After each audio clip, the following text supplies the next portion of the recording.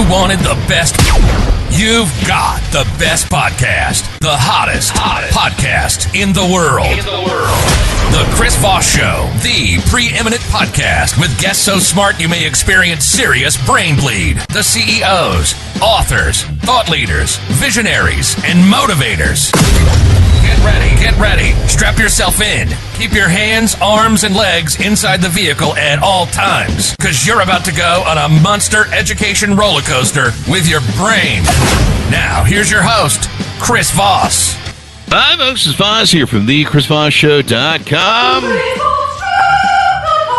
There she is, the Iron Lady. When she sings it, it makes it official. Welcome to the big show, my family and friends. We certainly appreciate you guys being here. As always, the show has been around for 15 years, brings you all the amazing people with the greatest stories, the Pulitzer Prize winners, the great authors who give you their life journey, share it with you, and so you can use it to expand your life or learn what not to do or give you ideas on how to reformat your life. The CEOs, the billionaires, the White House presidential advisors, all the great people come on the show to share with us their amazing stories. And boy, do we have one for you today that's going to blow your mind. He's the author of the newest book that comes out March 19th, 2024, called Ghost Town Living, Mining for Purpose and Chasing Dreams at the Edge of Death Valley. Brent Underwood joins us on the show today, and he's going to be talking to us about his amazing story. You may have heard of him. Back around the time that COVID started, there was these stories that emerged that were going viral on social media where a young gentleman had bought an abandoned old mining town. And I don't know, I know we were doing social distancing, but evidently he took the 6 feet a little too far and just didn't want to hang out with the rest of us during COVID. So I guess that was it. I don't know. We'll get his story here in a second. But Brent Underwood is the owner of Cerro Gordo, an original boomtown silver mine established in 1865. He's the creator of Ghost Town Living, where he chronicles his adventures on YouTube. And he currently lives on the mountain above Death Valley with no running water, 7 cats, 6 goats, and at least 1 ghost. Welcome to the show, Brent. How are you? I'm doing great, Chris. Thanks for having me. Thanks for coming. And I mean, you got 1.68 million subscribers that follow you on YouTube. You've had a huge success. Give us any .coms. Where do you want people to find you on the interwebs? Yeah, I think I'm just Ghost Town Living on YouTube as well. That's probably the best place to keep up with it all. I'm also on Instagram at just Brent W. Underwood, but YouTube has most of the chronicles up here. There you go. So give us a 30,000 overview of what's inside your new book and in your tale there. Yeah, so, I think 4 years ago, as you're mentioning, before the pandemic, I had a pretty comfortable life in Austin, Texas. I was living in a nice apartment, had a lot of friends, but there's still kind of that urge that something else was out there, something that could kind of grab me and hold my attention. And I'd grown up kind of having a background in history and hospitality. And so this opportunity to buy an old mining town came up, and we did that. And so the book's mainly about moving out here in 2020 until now, which is 2024, and kind of the trials and tribulations there within, and kind of how I navigated myself from what I would call a very comfortable life to a much more fulfilling life out here. There you go. So let's get into a little bit of you, and we'll delve back into the story. What was your upbringing? Who hurt you? And no, I'm just teasing. But what? How did you grow up? How did you get this financed? What captured your imagination when you came across this, and how did you come across it? Yeah. So growing up was pretty normal. I grew up in Florida, the son of 2 public school teachers. Both my parents were teachers, so education was very important. They were always like, hey, you need to kind of find those blue chip solid jobs, whether it's banking, doctor, and all those types of things. And for a little bit of time, my grandfather lived with us, and his favorite show was Gunsmoke. And so if I try to attribute my love of the West and, kind of the seed that was planted early, it was probably with Gunsmoke. Landon Fast forward. And God, I'm trying to think of all the guys on Gunsmoke. I grew up like you did, watching that show. Yeah, it was. I think that's where the seed was planted. And then, if we fast forward, I went to school for finance. I thought, banking was the best of the options that I had laid out in front of me. I didn't like blood, so, being a doctor was out. I didn't really think that being a lawyer would be terribly interesting, so that was out too. There's a lot of blood in that business too. There is. There's a lot of blood as well. A lot of virtual blood too. And then Yeah, I graduated and I got the job in banking like I was supposed to. I kind of went through that path and I just hated it. And I lasted maybe a month or so. It was just miserable work. No offense to Wow. any investment makers out there, but Yeah. I can't imagine a worse thing to choose to do with your life than be an investment maker. And so I, I quit and then, I had gone into all this student debt to pay for this Yeah. education that I wasn't using at all. And so I kind Yeah. of traveled around a little bit, tried to figure out what to do, ended up starting a backpacker hostel, where there's bunk beds, people come Yeah. and crash, kind of like a bed and breakfast thing. Started one of Yeah. those just because I loved traveling and I missed traveling. I wanted to kind of be around travelers. Huh? That kind of sparked the hospitality in me. I was like, oh, I really enjoy this. I like hosting people. And so that led to eventually a hostel in Austin, Texas, which was housed in a Victorian mansion from the 1800s. So that was my first kind of foray of combining the history and hospitality together. I think it's a lot more interesting when you can go somewhere and stay in a piece of that town's past rather than stay in like a white box Marriott or something like that, where you can stay anywhere in the world. And so that was doing really good. I was kind of getting a little bit anxious because it was doing well, but there's only so much you could do with that. I was looking kind of for the next project, and a friend of mine texted me a link, and I remember the link was like, buy your own town for under $1 million or something like that. And that was a pretty captivating text to get about 2 o'clock in the morning. And he texted as a joke. He threw this might be your next project, haha, as a text message. And I became obsessed. I woke up, I started reading into it, and the town was just straight out of the American West. There was all the things that happened in Gunsmoke here in real life. There was adventures, there was a bunch of murders, there's $500 million worth of minerals pulled out of the mountain here. And so it was just this huge interest. And so I remember the next day I didn't have nearly the money to buy the place. And so I called up the real estate broker just, for kicks. I was like, hey, I'd like to put in an offer on the place. I remember he was kind of frustrated. He was just like, get in line, And so I guess a lot of people had liked this idea. Oh yeah, apparently this idea of buying your own town and doing something with it was appealing to more people than just myself. And so it was kind of got into this like bidding war type situation. And I called up a bunch of friends. I was like, hey, do you want to buy a ghost town? Most of them said no. Some of them said yes. Some threw in some money. And then I was able to take a loan against my place in Austin, so I kind of went all in. I took all my money. I took a loan against my place that I had in Austin and bought it. And we closed in July of 2018. And so bought it in 2018. The first 2 years was trying to play the whole thing of managing it from afar. And I guess first, the goal always has been to open this up for overnight accommodation. So have people come up, stay in cabins, stay in different things. So let me stop you for a second so we can catch up on the story, if you don't mind. Because I want to play this out. When you bought the town, had you gone and seen it, or did you buy it, maybe off a picture, sight unseen? I put a earnest money deposit down sight unseen, but I did fly out before we went with the whole purchase. I flew out, and I remember, as the car was rattling into town, it just felt like so the road to get here, the final 8 miles to arrive in town is an 8-mile dirt road where you increase a mile in elevation. So it's very steep to get up here. Yeah. And so the anticipation just builds. I'm driving. Where is it? Where is it? Where is it? And then finally, the town kind of reveals itself to you, and it does look like out of an old Western or something. There's, there's an old saloon, there's an old church, an old museum, a mine shaft that goes 900 feet underground. And so there was just all of these things, and my mind just started racing. Like, what could we possibly do with this place? Could we, turn it into this or that? And again, the idea was always to hopefully open it up so people could come and stay overnight, because the town is set in a very beautiful setting where it's a mining town, and people think they think of the desert, but we're actually kind of in the high desert. We're up at 8,500 feet in elevation, and so it's kind of in the mountains. And from one side, you see Owens Valley, and you see Mount Whitney, which is the tallest peak in the U.S., as well as the Sierra Nevada.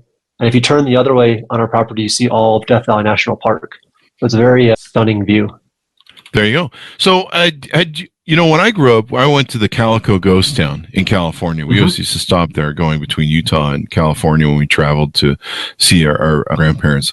And there's a kind of romanticism to these sort of towns and setups, especially, when they're done well. Did you have an experience of seeing some of these things, and was that playing into vision, or you took this vision right from, hey, I want to have that sort of, what was the reference of the Western we both grew up watching? Gunsmoke. So was it just the Gunsmoke thing? Have you been to Calico Canyons or any other silver mining things and thought, this is, did you have any ghost town sort of romanticism before it? I hadn't been to Calico, but I think, a lot of American culture has a romanticism around the American West. It's that Western expansion. It's kind of baked in. And so there is a lot of allure to the idea of this town where so much happened. And so that was kind of playing in my mind. And I think definitely influenced by the Gunsmoke, aesthetic as well. Yeah. And see, if I took over a ghost town, I'd walk around like I just lost the name. What's going on with the Tuesday? The guy who used to go, hey, Pilgrim, what's up? That's John Wayne. There you go. Oh, right. Right. I'd walk around like John Wayne, dressed like John Wayne. I call everybody Pilgrim. Well, let me tell you, Pilgrim. Sorry, guys, I can't do impressions. So you buy the place. Can you tease out to us what the amount you put down, how much you bet on your dream? Because I think that's kind of interesting. Yeah. In the end, it was about 1.4 million. It started at 920,000. Yeah. It was expensive. It was 380 acres of property, about 20 buildings. And again, I didn't have nearly that money. So more than half of that came as a hard money loan. And hard money is essentially as close to, I'd say, a loan shark. More than half of it was a high interest loan. Some of it was loans from friends and family. And then the rest, again, was kind of like banking against what I had in Austin and just kind of pushing in all the chips, which I think you really believed in this dream, man. Yeah. Yeah, I believed in it, and it's scary, but at the same time, there was some comfort that came in that type of commitment. Because at least for me, I was always working on the next project, and there's an anxiety of thinking, what's the next thing that I'm going to do? And so for this, that question's kind of out of the question now. Like, this is the project, for the foreseeable future, hopefully for the rest of my life. And I think I found a lot of comfort in that idea of it. Yeah. Well, you're building a hotel, I think, right now, aren't you? And so people can come there and visit. I'd be interested in coming to visit. It sounds like a lot of fun. I'm not going down any of mine, though, but there might be people like that. Yeah, we're building the hotel. It's interesting. There's so much history here, and I think the more I read into it, the more I find it interesting. Like in the town's heyday, it had 4,000 residents that lived here. And to put it in perspective, at that period of time, Los Angeles only had 6,500 residents. So it was almost like an equal trading partner to Los Angeles when it was in its boom time, which was like in the 1860s. And so to me, it's an important town, an important time, but it had been seemingly lost to time. And so the idea of trying to bring a dead town back to life is a pretty interesting project to work on, I would say. And I guess there's a lot of history behind this town. I found a book from 2012 called Cerro Gordo? Am I pronouncing that right? There you go. That's right. I think I got Cerro Gordo one time from a bad burrito. But there's a book that has images of it, and it's got quite the Wikipedia page. So there's a lot going on here.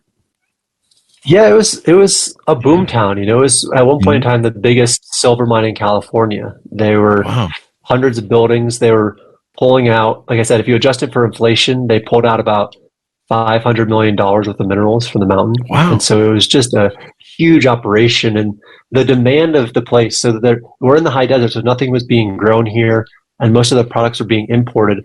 And so the demand called for a port city. And so the demand from Cerro Gordo forced Los Angeles to develop a little bit quicker. And so it's kind of, there's some of the history books call these mines like the mines that built Los Angeles, because they were so important in the growth of Los Angeles back then. Oh, wow. There you go. Yeah. So it looks like you're a doer sort of guy, work with your hands sort of guy. Do I have that correctly? I was watching some of the stuff you're doing, and you're good at that. I think you're kind of, that's something you enjoy doing, have that tactile experience with what you're working on. Is that a good analysis? Yeah, I think it's definitely developed since being out here the last 4 years, a little bit out of necessity, just because we're 2 hours from the closest hardware store. Nobody lives for many miles around in any direction. And so you're not going to run to Home Depot 5 times in a day. You're going to have to figure it out yourself. And so it's kind of something that it started in necessity, but I get a lot of enjoyment out of it. I think my day job before was working online primarily. And so the thought of getting out from behind the computer and building something real, something tangible that you can see and touch is something that's very rewarding, at least to me. And so I've really enjoyed that part of the process too. And how do you deal with the being alone and alienation? Like, I guess when you first drove up there, your car kind of broke down or at the end of the road or something, or got stuck in the snow, I think it was. And then, and so you're kind of up there, and then COVID hits, and you're kind of really stuck up there with COVID and stuff. So tease a little bit of that out, if you would. Yeah, I mean, it's definitely can be a lonely existence at times, but I think during the pandemic, it was a little bit easier even because I would tell myself, hey, everybody's not hanging out with their friends. Everybody's a little bit lonely now. So it was an easy time to be up here for that reason. I think since the pandemic has eased up and people are actually out hanging out, it's a little bit harder at times when, all of my friends are going to see a movie or they're hanging out and all these things are happening. And I'm looking out at, the tumbleweed going by the road. It's a little bit different, but I think the trade-off is I went from this life that I felt like I was just kind of floating through, it was comfortable, but it just seemed like purposeless and meaningless in a way. And so out here, it's a much more difficult survival. It's like very hard every day. Like this morning, for instance, I had to shovel like 3 feet of snow to even use the outhouse because we don't have running water, and so it's hard and it's primitive, but if the trade-off wasn't there, I wouldn't be here. And so like I find that the satisfaction that I get from being out here, outweighs any of those loneliness feelings, I would say. There you go. Well, I'm glad you're doing this when you're young, because man, when you're old, this would be much more challenging to do.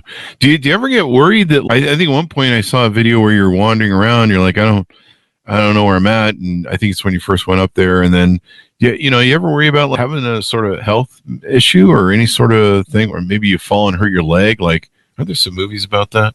It's like, wasn't there a mine thing where the guy gets injured and there will be blood, something like that, and he has to crawl out of a mine or something with a broken leg? You ever worry about that sort of thing going on? Somewhat. The hikes are less so now. I'm pretty comfortable with the hikes. The mine stuff, I think it is the opening scene that There Will Be Blood, where he falls down the mine shaft and like breaks his leg and has to climb out. That does haunt me sometimes, because in the mines, on hikes, you can have a satellite GPS locator where you can press a button and somebody can find you no matter where you are. Those don't work in the mines. And so usually I tell people where I'm going and when to expect me out. And if I'm not out, then there's a sequence of events that should happen if that were to happen. There you go. So you got a good setup there as a backup. Do a lot of your friends like to come up and visit you and hang out and stuff? Yeah. Or, there you go. Yeah, it's one of those lives. It's one of those settings that I think is very fun to dip your toe into for 2 to 3 days. Right now, come out. We have mines to explore. You have dirt bikes, and it's kind of this fun adventure land. Living here for more than a week becomes a little bit. It takes that kind of commitment and purpose. But yeah, my friends love coming out right now. It's fun. They come out not often enough, but they come out enough, and we'll hang out. Well, is it kind of nice to have your own? I mean, I don't know how the tax thing works in California for this thing, but basically your own city. So you're like, hey, we're going to do whatever we want over here. We'll make our own rules. Is that kind of how it works?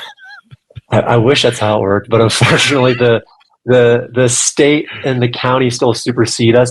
We're not like a sovereign nation or something, and so I still have to play by the county's rules, and I still have to play by the state's rules. And so, even for instance, you're mentioning building the hotel. The hotel has to be, permitted and approved to state of California regulations. And so we've had 8 inspections already on the build, and we're not, anywhere close to done.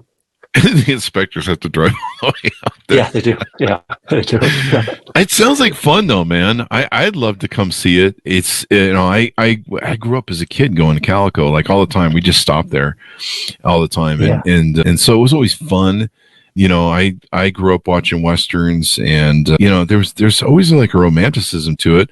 It sounds like you've been down in the mine. Is there any chance there's a place where people can go and mine diamonds in some park back east, and there's always some person finding some crazy diamonds. Is there any silver resurgence mining, or people can maybe come there and try and find some gold or silver sort of thing, pan for it or something?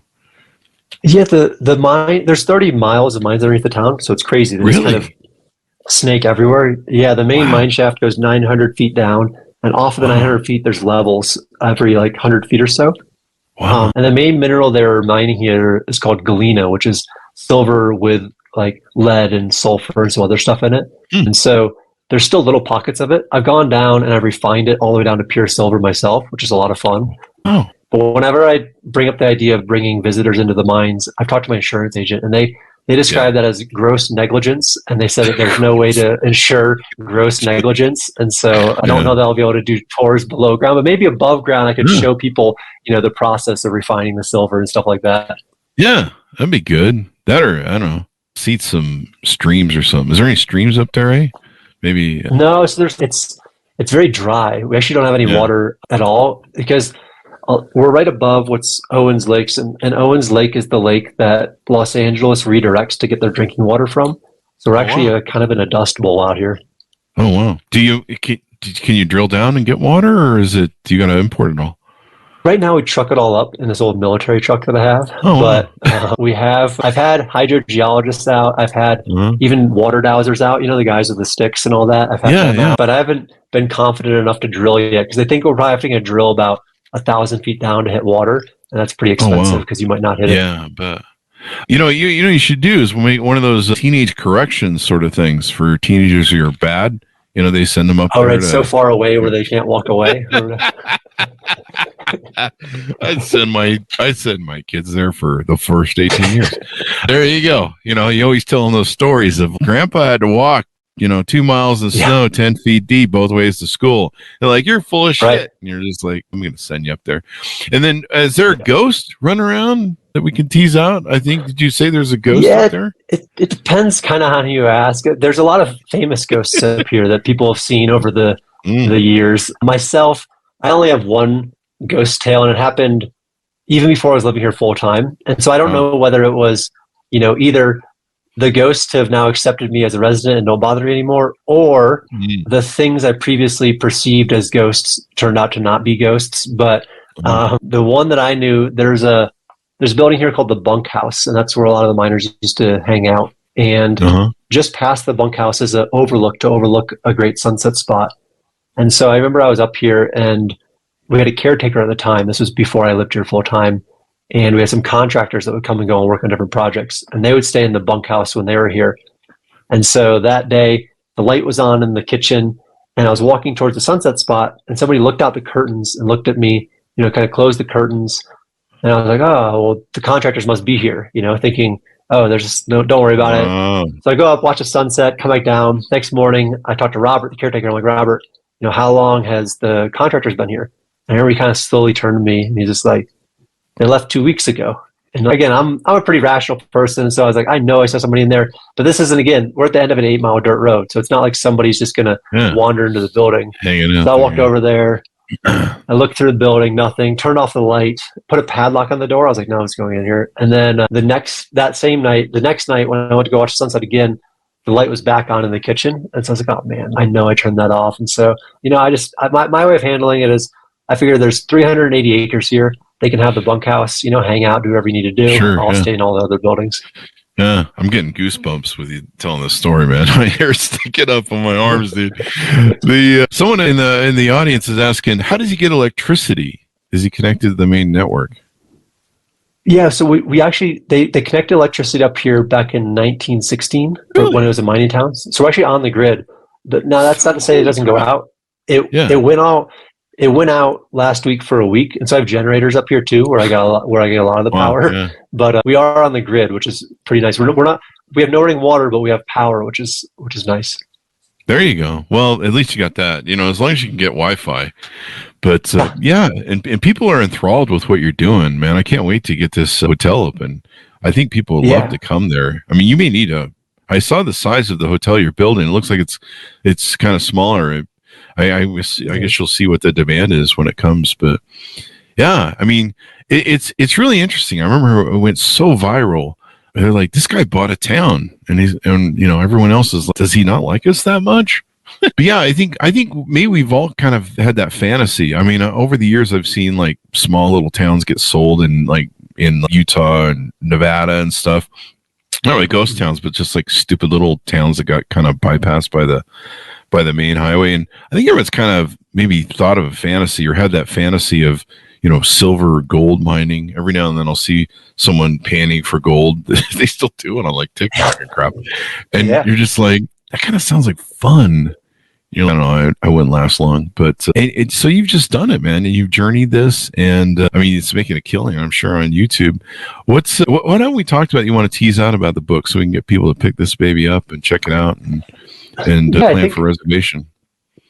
The book's cool. It's kind of the experience of being here over the last 4 years, all the different stuff from surviving the natural disasters, exploring the mines, but I also tried to research and find the best stories from the past year that hadn't been told, because there's a really rich history here, and I kind of wove those in throughout the story as well. And so I think overall it's kind of hopefully the idea to take that crazy jump into something that you really care about, to find what you really find meaning in, and just to kind of go for something. There you go. Now, what about chicks, man? You ever have any? How's the dating life going up there? It's a little hard to get married to somebody and be like, hey, honey, this is it. This is the castle right here. This is it. But especially right now, maybe if we get some running water going, there you go. All those some decent things, maybe a little easier. But right now it's pretty sparse out here. Women are into that running water. This luxury. Like living a high.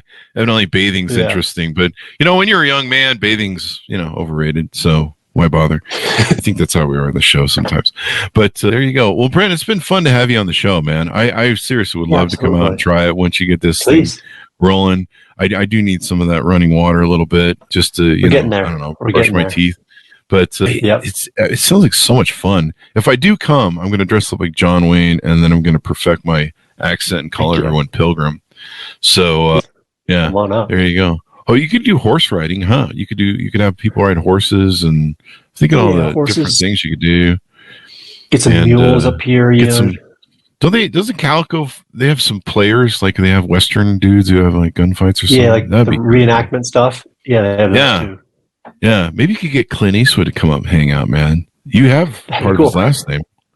You're kind of halfway there. There you go. Yeah, Wood. We have Underwood, Eastwood. You guys are probably somewhere, on ancestry.com. There's a break off there. Maybe you could get him up to come, maybe there's a Clint Eastwood. Maybe you might be able to pull like a young Clint Eastwood. You just get those satchel blankets or whatever he used to have, Yeah. And you just have to get a gritty sort of angry, anyway, I'm just having fun. So there you go. But yeah, that'd be kind of cool. Have a few seedy bandits running around town, doing the whole scenery thing. Just be a riot, man. Definitely. There you go. It's fun. Well, Brent, it's been fun to have you on. Give us your final thoughts. Tell people where to buy the book and any spin-outs or plugs you want to take and do. Yeah, thanks for having me. Yeah, it's available everywhere books sold. It's just called Ghost Town Living. I think a great place again is to jump into the YouTube. There's 4 years of documenting what's been going on up here, and that's a great place to check it out. There you go. Well, thank you very much for coming on the show, Brent. We really appreciate it. And, keep working hard and doing the good work. I think it's exciting what you're building up there, and a lot of fun. And you know what? You're living your dream, man. I think that's the beauty of your whole story. Because we have a lot of, entrepreneurs and stuff. They come on, they start companies, they do businesses, but you found what really works for you, man. Like, I've run companies all my life. People ask me, they're like, it's great that you do what you love. And I'm like, I don't really do what I love. The podcast I love because I love meeting and interviewing really cool people like you and your stories. But all my other companies, I'm like, I just do this for the money. I'm a whore, and I don't really love it. And they're like, what would you do if you could do whatever you want? I'm like, I'd probably run a wolf refuge somewhere up in Wyoming of wolves.